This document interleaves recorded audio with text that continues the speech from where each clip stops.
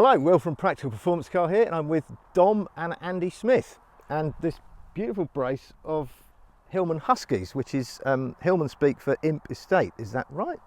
Yes, it was never actually called an estate, but yes, it is. We've got two cars here. Neither of them are standard, but yours is more standard than this one, isn't it? Pretty much so, yes. So just tell us what you've done to yours. Well, I like to think I cleaned and polished it occasionally, but Dom says I never clean and polish it half enough. All I've really done is upgraded the engine, the radiator, clutch. I've upgraded it from the 42 brake horsepower the Husky came out with to about 65 brake horsepower with a 998 engine. It was 875 originally. Yeah? 875 engine, yeah, 42 brake horsepower when it came out the factory. Right, it was the same spec as the saloon engine, wasn't it? Yes, Yeah. yes, this was. The shell's based on a van and that had a low compression, and I think that was 36 brake horsepower. Wow. Because it had to be detuned because they were worried, particularly the post office, that it was going to be boy racers. Yeah, So I can imagine with all that power. Yeah. Now you've got a bit of a history with imps, haven't you? I think Dom was saying that you've only ever owned imps. I've only ever owned one other car that wasn't a Hillman imp or a Hillman imp based car. And how have you managed to get through life only ever driving Hillman imps? Well, to start with, that was what I could afford and what I could keep on the road, and I did love them. But then I had company vans and company cars. Right. So You have had other cars? I have had other cars, Just but not I've owned never them. actually owned them. Only owned imps on paper. Yeah. And how did your dad's obsession with Hillman imps get transferred to you then, Dom? Gosh, so in 2003, it was on the bulletin board at work, wasn't it? There was an imp that came up, you know, free to a good home, and little did I know, this red imp turned up on the drive one day. And This one? No, not that one. Another one. Another one. A saloon. Yeah, Right. a standard imp deluxe. And that little car decided my hobby, my career, and the big hole in my wallet. So I've been absolutely hooked ever since. So you've got a 998cc engine. Yes. Built by a famous imp tuning chap, you're telling me. His name is Andy Jones. Andy Jones. Shrigley Engineering. Yeah. And that's 60 odd horse, 65 horsepower? 65 horsepower and 75 foot-pound torque. So it's a lightly modified Husky. Yes. Whereas Dom's here is a completely different kettle How long of have fish, you isn't got? it? Yeah. Originally you started with an 875cc single overhead cam. I think it was the first all-alloy engine put in a British car, actually, wasn't it? Not sure it was the first, but it's definitely, this is the Coventry Climax engine based around a fire pump. Yeah. It's quite a sophisticated little engine for its day. I am going to make sure I don't slag off imp engines at all.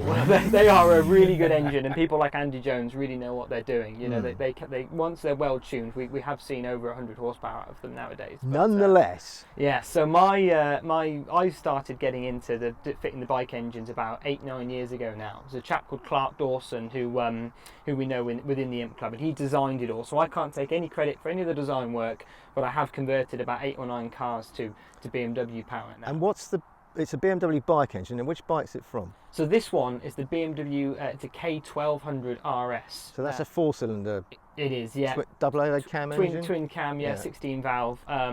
The horsepower, I don't want to quote it exactly. It's about 115 to 130. Yeah, I read on 130. Yeah, depending on what the models are. That's on paper anyway.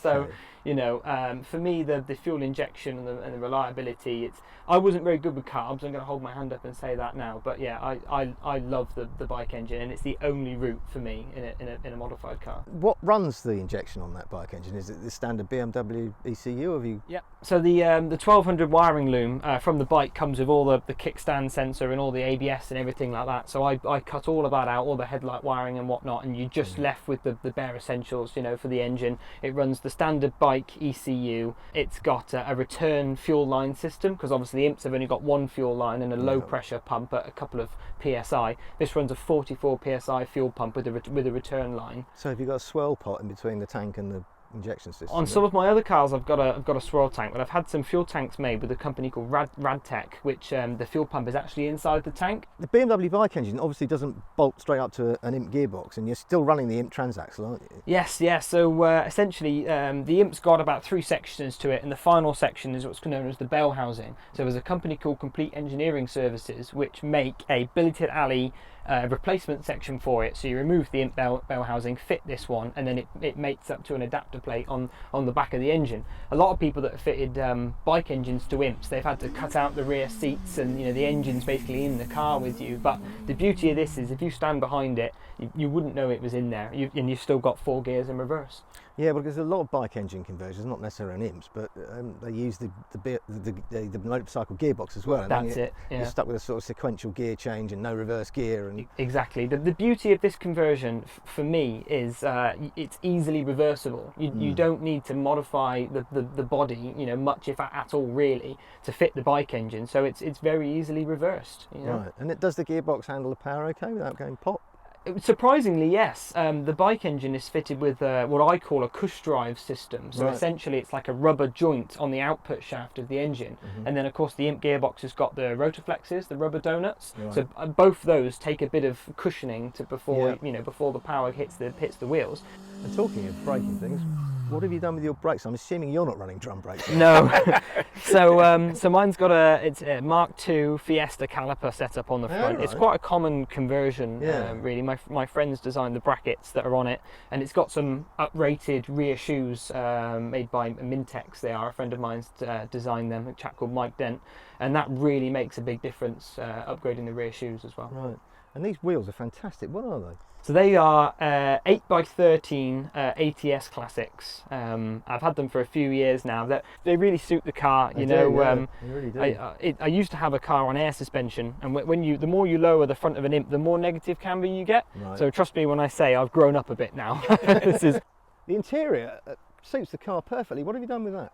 So again, it sounded like I didn't restore this car, but I trust you I did. It's I didn't do the interior. But you decided what you wanted. Yes, yeah. I chose the colour scheme and whatnot with a bit of help from my friend James Williams. He's the man behind the interior. I always wanted a Golf GTI, but I could never afford one. So I thought, why not have the next best thing and have the Golf GTI tartan? With the check pattern, yeah. The seats I've had for many years, but they weren't leather originally. They were very worn out, but they're now even heated as well. It's heated seats along with the heated front screen. Heated front screen as well? Oh yes, yeah. So do you use it all year round then? I try not to. Or are you just a very cold person that needs to? Well, yes, that's it. There's not a lot to me. But yeah, on a wet day, the screens do tend to fog up a bit, so it is a really handy accessory to have. Yeah, I bet it is. Yeah.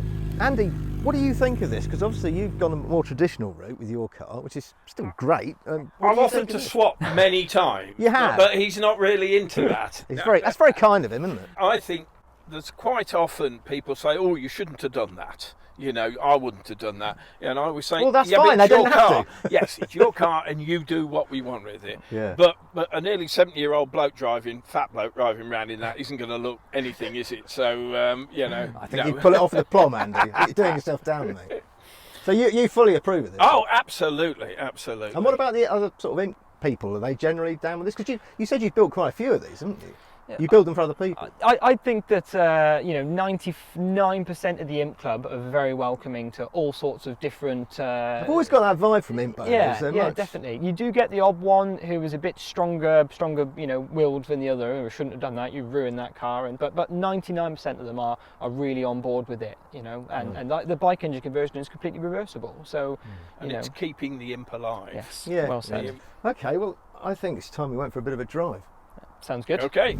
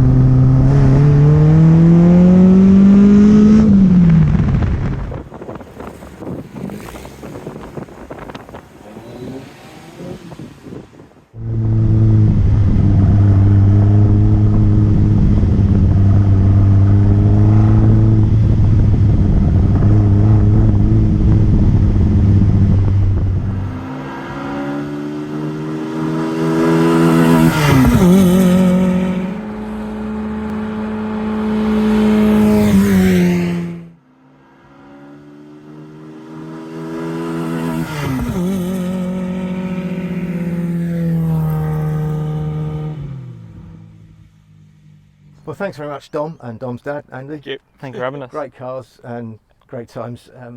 If you've enjoyed this video, please like, subscribe and share, and you might consider becoming a Patreon member. For Practical Performance Car, you get behind the scenes footage, extra videos, written articles and all sorts of goodies that I can't possibly tell you here now. And it starts from only £2 a month. What can you buy for £2, gents? Not a Nothing. lot. Not a lot. Nothing. Not a lot. No. Right. Thanks guys, see you next time.